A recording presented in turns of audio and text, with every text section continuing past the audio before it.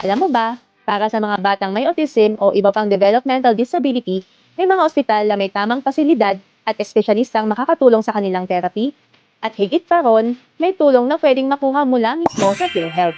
Ang PhilHealth ay may tinatawag na Z-Benefit Package. Ito ay espesyal na program para sa mga pamilya na may anak na may Down syndrome, autism, spectrum disorder, o iba pang developmental conditions. Sa ilalim ng Z-Benefit, pwedeng makover ang mga ilang assessment tests, therapy sessions, at treatment plans mula sa mga espesyalista.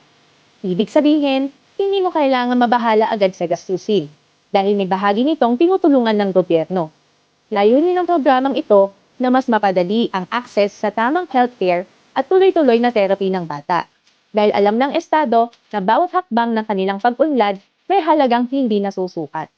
Ang therapy, early assessment, at tamang suporta ay napakalaking tulong sa bawat batang may special needs.